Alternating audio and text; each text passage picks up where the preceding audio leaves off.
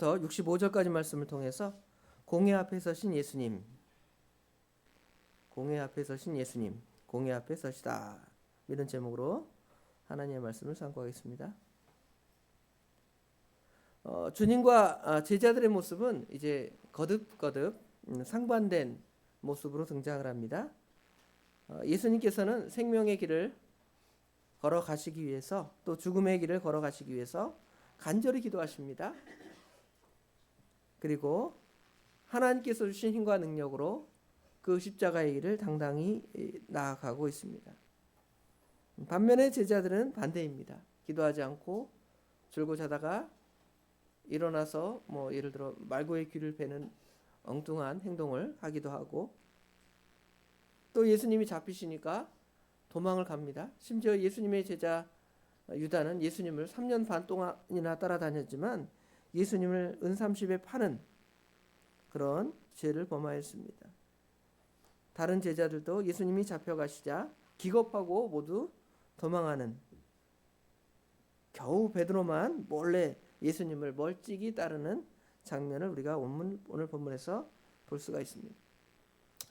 그렇다면 왜 이렇게 그들의 행동에 차이가 날까? 예수님과 제자들의 행동에 차이가 날까? 그것은 아마도 예수님께서는 하나님의 뜻, 하나님의 길을 명확히 하셨고 그것을 순종해 나가고 또 하나님께 의지해서 하나님의 주신 힘으로 그 일을 감당하지만, 예수님의 제자들은 하나님의 뜻을 알지 못합니다. 예수님께서 그냥 그저 유대인의 왕이 되셔서 저 예루살렘에 가서 왕이 되면 우리는 예수님의 그 좌우편에서 높은 자리를 차지하자, 이런 정도의 수준으로 깨닫고, 예수님이 십자가에 못 박혀 죽으신다고 말씀하시니까 반대하고 그 일이 결코 예수님에게 일어나서는 안 됩니다 하고 믿음의 길을 가지 않습니다.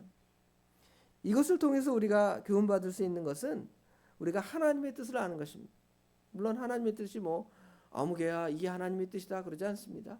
우리가 하나님 말씀을 읽고 배우고 듣고 그런 과정을 통해서 하나님께서 어떤 상황, 어떤 일을 만나게 하실 때에 이게 하나님의 뜻이었구나, 이것을 우리가 알게 되고, 그 뜻을 아는 사람들은 우리가 당하는 그 모든 일이 합력하여 선을 이룬다. 로마서 8장 28절의 말씀처럼 그 하나님의 뜻을 아니까 하나님의 뜻에 순복하고 기도하고 하나님께 맡기고 담대하게 또 담담하게 어떤 일을 만났을 때의 그 상황을 이제 맞닥뜨려 가는 것이죠. 도망하여 피하는 것이 아니라 오늘 찬송처럼 우리 성도들이 그 신앙을 따라서, 믿음의 선진들이 그 신앙을 따라서 하나님의 뜻을 따라서 그렇게 살아간 것을 우리가 볼 수가 있습니다. 자, 좀 더 구체적으로 보면 이제 예수님께서 끌려서 사람들이 예수님을 끌고 대제사장에게로 갑니다. 53절에 보면 그들이 예수를 끌고 대제사장에게로 가니 그랬죠. 마가복음 본문에는 이 대제사장 그냥 대제사장에게로 갔다 이렇게 표현되어 있지만, 요한복음이나 마태복음 이렇게 보면 먼저 예수님께서 안나스에게 먼저 갑니다. 가야바의 장인이었고 전에 대제사장이었던 안나스에게 가서 신문을 받고 또 그에게 정죄를 받은 다음에 이제는 이제 대제사장 가야바에게 가서 이제 죄인 취급을 받는 겁니다. 대제사장 가야바와 70명의 산헤드린 공의회는 회의를 열어서 예수를 잡아 죽이려고 안간 힘을 쓰고 있습니다. 악한 계획을 세워서 악한 일을 도모하면서 예수님을 대적하는 것이지요. 이 말씀 마치 우리가 시편 2편에 나오는 말씀을 상상해 봅니다. 시편 2편 1절 2절에 보면 악한 자들이 우리 예수님을, 우리 택한 백성들을 괴롭히는 장면을 우리가 볼 수가 있습니다. 특별히 이 장면은 메시아 시편이니까 우리 예수님을 괴롭히는 장면이라고 생각됩니다. 어찌하여 이방 나라들이 분노하며 민족들이 헛된 일을 꾸미는가? 세상의 군왕들이 나서며 관원들이 서로 꾀하여 여호와와 그의 기름 부음 받은 자를 대적하며 예수님을 대적하고 예수님을 잡아 죽이는 악한 계획을 하고 있습니다. 이들은 사탄의 조종을 받아서 하나님의 기름 부음 받으신 그리스도, 여기 지금 가야바가 예수님께 묻잖아요. 61절에 침묵하고 아무 대답도 아니하거늘 대제사장이 다시 물어 이르되 내가 찬송받을 이의 아들 그리스도냐? 그러니까 예수님께서 이르시되 내가 그니라. 기름 부음 받은 자 예수님을 대적하는 장면이 이제 시편 2편에 기록되어 있는데, 그 예언의 말씀대로 예수님께서 그런 고통과 어려움을 당하시는 장면을 여기서 그대로 볼 수가 있습니다. 베드로는 예수님 앞에 호언장담한 것이 있기 때문에 뭐 예수님을 적극적으로 옹호한다던가 예수님의 체포가 부당합니다 뭐 이렇게 큰 소리를 외치고 띠를 두르고 반대하고 뭐 그런 적극적인 장면이 나오지 못하고 그저 그냥 여기 54절에 보면 베드로가 예수를 멀찍이 따라, 멀리서 다른 사람들이 자신을 알아볼까 봐 자신을 숨기면서 멀찍이 따라서 지금 대제사장의 잽들 안까지 들어가서 겨우 하는 행동이 그 수하들과 함께 앉아서 불을 쬐는 장면을 볼 수가 있습니다. 55절, 그런데 55절에 보면 대제사장들과 온 공회는 예수님을 죽이려고 예수님을 잡아 죽일 그 어떤 증거를 찾고 있습니다. 그런데 그 증거는 결코 찾을 수가 없습니다. 왜냐하면 예수님은 참되시고 하나님의 뜻을 전적으로 순종하시는 분이셨기 때문에 말이나 행동이나 어떻게 보면 예수님을 올무걸 게 없어요. 예수님을 올무건다 할지라도 예수님께서는 우리가 이 대제사장들과 바리새인들과 서기관들과의 대화를 보면 예수님께서 그런 장면들을 슬기롭게 지혜롭게 이겨나가시는 장면을 우리가 말씀을 통해 보잖아요. 그런 예수님이기 때문에 예수님께서 무슨 숨은 거, 비밀 그런 걸 가지고 자기들의 사람들끼리 은밀히 나누는 뭐 이단자들처럼 그렇게 행동한 것이 아니라 모든 사람 앞에 말씀으로 예수님은 어떠한 분이시고 하나님은 어떠한 분이시고 하나님의 뜻은 어떠하고 자신이 왜 이 땅에 와서 이런 일을 행하고 계신지를 명확하게 가르쳐 주셨기 때문에 이런 예수님의 행동이나 말에 어떤 트집이나 예수님을 잡아 죽일 증인이나 증언이나 또 어떤 이야기들을 찾으려 하지만 찾을 증거가 없습니다. 심지어 거짓 증언으로 예수님을 모함하려 하지만 심지어 그 증언도 일치하지 않습니다. 누군가를 거짓말해서 죽이려 할 때에는 최소한 두세 증인의 증언이 필요한데 그 증언도 서로 일치하지 않으니까 이것은 뭐 아무 뭐라 그럴까요? 재판에 공적으로 효과가 없는 그런 상황입니다. 그런데 이제 그 대표적인 거짓 증언의 하나로 여기 58절에 이야기를 하죠. 우리가 그의 말을 들으니, 여기 그 다음부터 예수님의 말씀이겠죠.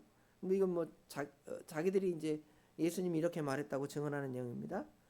손으로 지은 이 성전을 내가 헐고 손으로 짓지 아니한 다른 성전을 사흘 동안에 지으리라 하더라 그랬죠. 예수님께서 분명히 이와 비슷한 말씀을 하셨습니다. 요한복음 2장 19절에 보면 너희가 이 성전을 헐라 내가 사흘 동안 일으키리라 하신 말씀이 있습니다. 예수님의 이 말을 바꿉니다. 우리 예수님께서는 뭐라고 말씀하셨냐면 너희가 이 성전을 헐어라. 그러면 내가 이 성전을 다시 어떻게 하겠다는 거예요? 일으키겠다 이랬는데 이 사람들은 뭐라고 증언하냐면 이 성전을 내가 헐고 예수님이 한다는 거예요. 그리고 손으로 짓지 아니한 다른 성전을 사흘 동안에 짓겠다는 것입니다. 예수님이 하신 말씀과 상당히 유사하지만 예수님의 말을 살짝 바꾸어서 마치 예수님께서 무엇을 헐겠다고 말씀하신 것 같아요? 성전을 헐겠다는 것 같아요. 성전을 헌다는 것은 무엇입니까? 하나님을 대적하겠다는 거 아니에요? 예수님께서 이 말씀을 하신 그 의미를 요한복음에는 구체적으로 설명을 하잖아요. 이것은 예수님께서 친히 자신이 십자가에 달리셔서 그 십자가의 죽으심을 당한 후에 이제 사흘에 부활하실 것을 예표적으로 증언하신 말씀인데, 이 말씀을 마치 바꾸어서 하나님을 대적하고 교회를 대적하는 자로 만들어서 예수님을 그와 같이 죽이려 합니다. 악한 자의 거짓 증언은 이와 같습니다. 말 하나를 바꾸어서 유혹하고 속이는 것이죠. 사단이 처음에 그 아담과 하와를 유혹할 때에도 하나님 말씀을 살짝 겸허하게 틀어서 이제 하나님의 뜻을 거절하게 하고 거부하게 하는 것을 우리가 알 수가 있잖아요. 정녕 이 선악을 알게 하는 나무를 먹지 말라 하더냐, 뭐 이렇게 하나님 말씀을 틀어서 의심하게 하고, 오히려 그 말씀을 바꿔서 그거 따먹으면 네가 하나님처럼 돼. 우리 하나님의 말씀은 네가 그 선악과를 따먹으면 죽으리라, 그렇게 말씀하시는데, 하나님 말씀을 살짝 바꾸어서 그렇게 말하는 것처럼 거짓 증언자들의 그 태도도 그와 같이 말을 바꾸어서 예수님을 모함하고 예수님을 죽이려 하는 악한 계획을 하고 있습니다. 그 다음에 이제 대제사장이 예수님께 신문하는 장면이 이어집니다. 예수님께 질문합니다. 대제사장이 가운데 일어서서 60절에 보면 예수에게 물어 이르되 너는 아무 대답도 없느냐? 이 사람들이 너를 치는 증거가 어떠하냐? 정말 이 사람이 이렇게 증언했는데 이 말이 맞냐? 틀리냐? 말해봐라. 그렇게 말할 때 예수님이 무슨 이에 대해서 변명도 하고 이야기를 하면 그 말에 또 트집을 잡아서 예수님을 죽이려 하겠죠. 그런데 예수님께서는 61절에 보면 침묵하고 아무 대답도 아니하시거늘 그랬죠.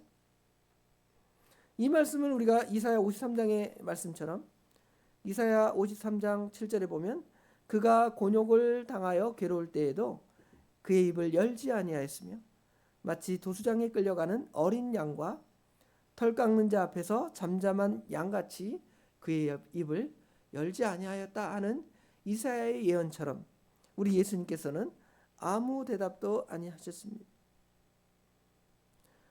이런 반응 때문에 사람들은 예수님께서 그 자신의 죄악 때문에 그런 일을 당한다고 오해할 정도였죠.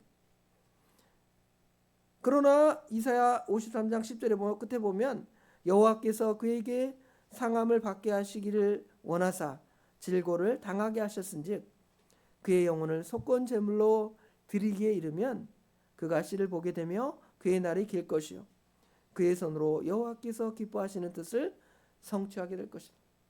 이것은 하나님의 거룩하신 뜻을, 하나님의 기뻐하시는 뜻을 성취하는 일이라고 이사야 선지자가 예언했습니다.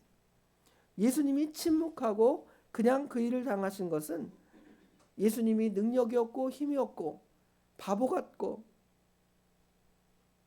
능력이 없은 그런 분이 아니라 당장 하늘로부터 12영이나 되는 그 천사를 보내서 그들을 다 죽이고 심판할 권능과 능력이 있지만 그러면 하나님의 뜻이 이루어지지 않잖아요.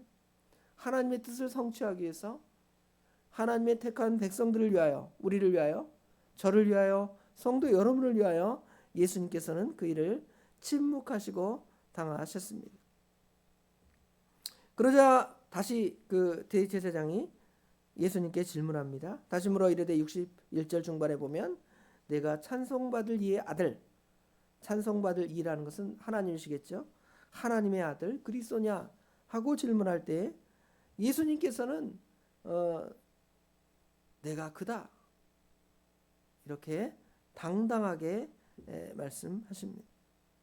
아마 그 말을 아니하였다면 뭐 예수님을 더 때리다가 얘가 아무 말 안 하네 어쩔 수 없지 그냥 풀어줄 수밖에 없는데 예수님께서 당당하게 말씀하십니다.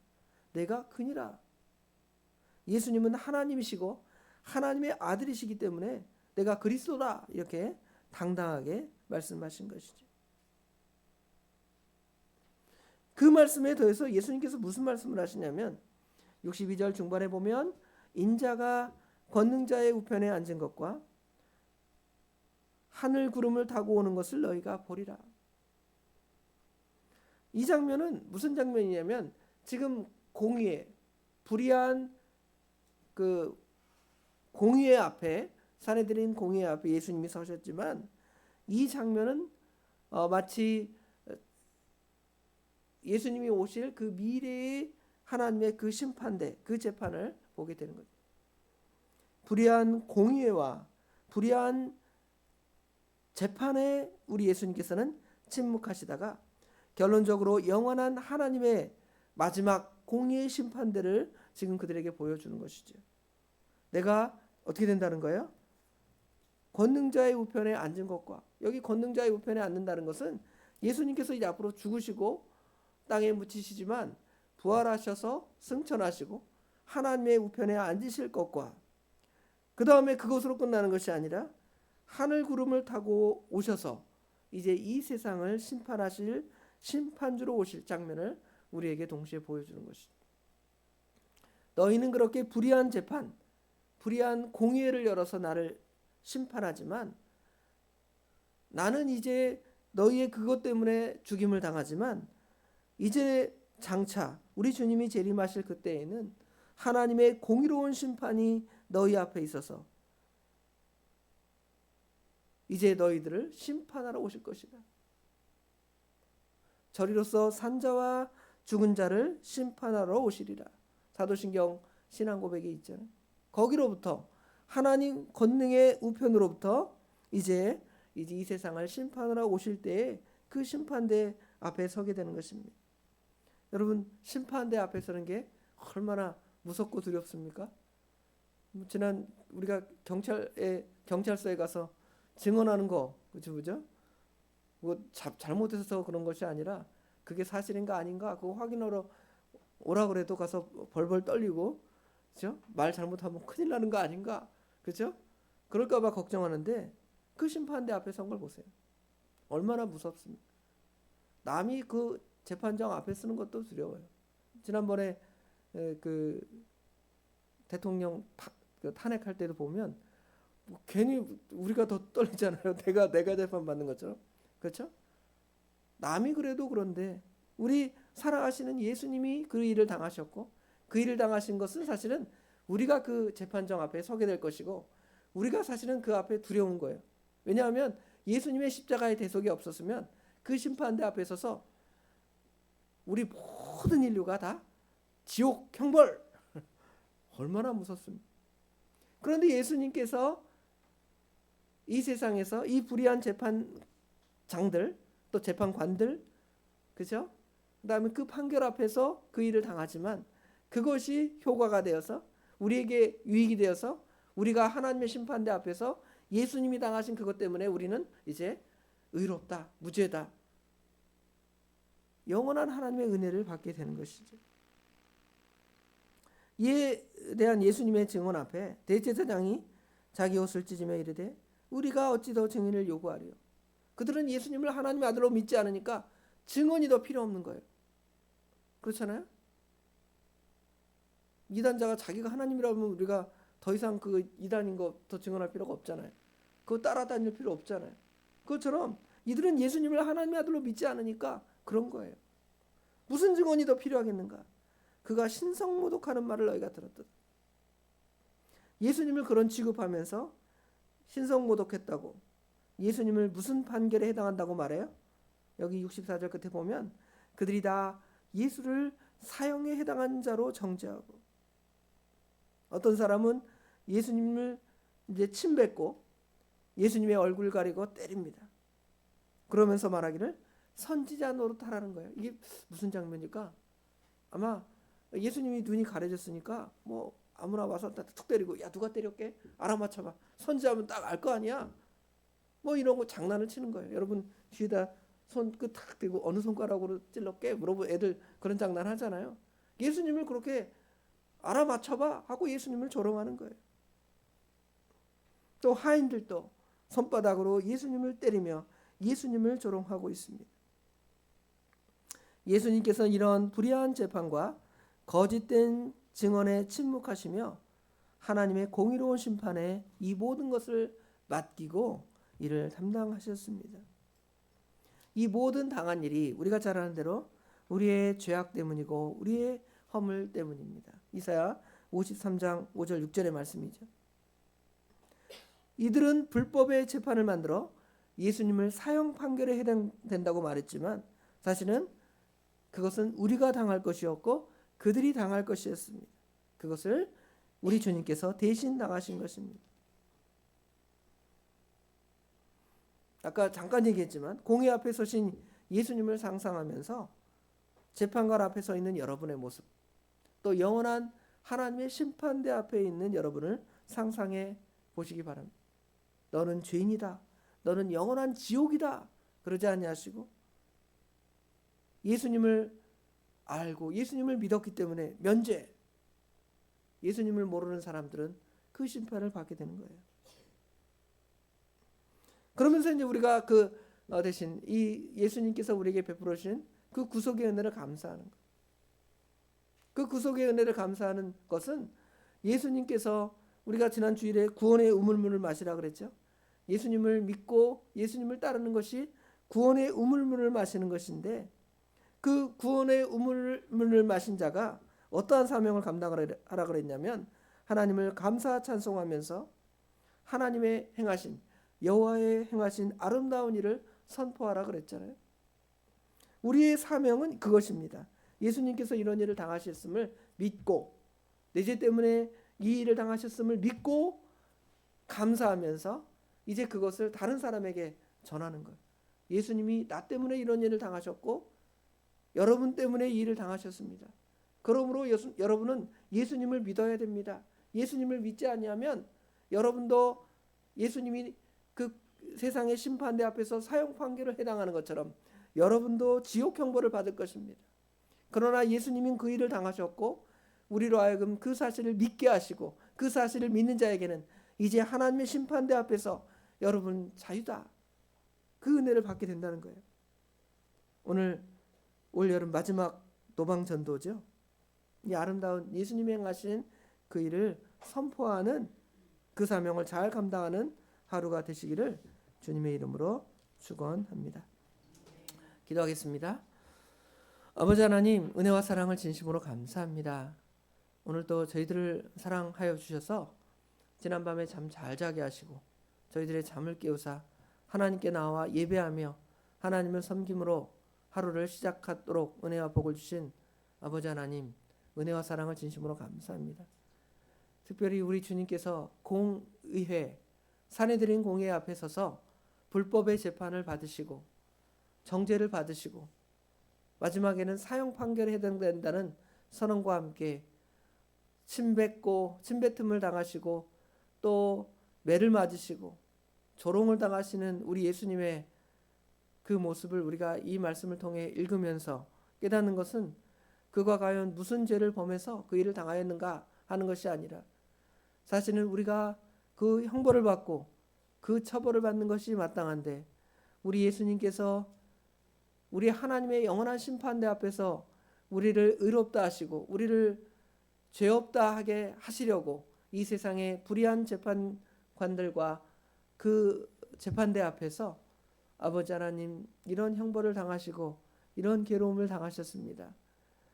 아버지 하나님 우리가 이 사실을 알고 이 사실을 믿기에 아버지 하나님 우리가 주님의 은혜에 감사할 수밖에 없고 또 그 사실을 믿지 아니하는 자들에게 그 복음을 전할 수밖에 없는 것이 우리의 사명일진데 저희들 주님의 은혜를 잊고 살아갈 때가 너무도 많기 때문에 감사할 줄 모르고 세상에서 당하는 작은 어려움 때문에 불평하고 원망하고 심지어 하나님을 원망하다가 아버지 하나님 하나님의 심판을 받았던 악한 자들의 자리에 아버지 하나님 우리가 동조할 때가 있고 설 때가 있는 연약한 저희들을 그래도 불쌍히 여기셔서 영원한 심판에 두지 아니하시고 하나님의 무한하신 사랑으로 우리를 사랑해 주신 그 놀라운 사랑을 우리가 생각하면서 그 예수님으로부터 나오는 생수를 마실 뿐만 아니라 그 생수를 다른 사람들에게 나누어 주고자 아버지 하나님 오늘도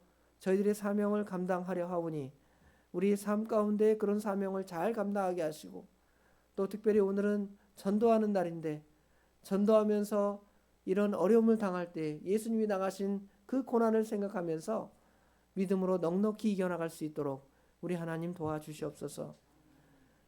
하나님께서 우리 도봉교회를 사랑하셔서 성전을 수리하게 하신 거 감사합니다. 이제 한 달 정도 남았습니다. 그 남은 기간 그 모든 과정을 우리 하나님께서 지켜주시고 어려움 없도록 도와주시며 사건 사고에 휘말리지 아니하고 아버지 하나님의 기쁨이 되는 귀한 성전 수리가 되게 도와주시며 저희들의 영적인 성전도 아름답게 수축함으로 하나님 보시기에 아름답고 하나님께 영광 돌리며 사람들에게도 아버지 하나님 우리가 빛과 소금의 역할을 감당하는 영적인 성전을 아버지 하나님 수축하는 그 일에 조금도 부족함이 없도록 저희들에게 힘과 능력과 지혜와 모든 것을 더하여 주시옵소서. 오늘 하루 우리의 삶이 그런 삶이 되길 원합니다. 우리 하나님 도와주시옵소서. 우리 성도들 가운데 어려움 당하는 성도들이 있습니다. 물질적으로나 또 몸의 질병으로나 우리가 알지 못하는 수많은 문제 때문에 신음하는 그 문제들을 우리 하나님이 아시오니 그 문제들을 우리 하나님께 맡기고 기도하며 하나님의 도우심을 구하고 하나님의 은혜를 받는 우리 모든 성도들이 되도록 우리 하나님 우리 성도들의 삶을 친히 주관하여 주시옵소서. 오늘 하루 온전히 주님께 맡깁니다.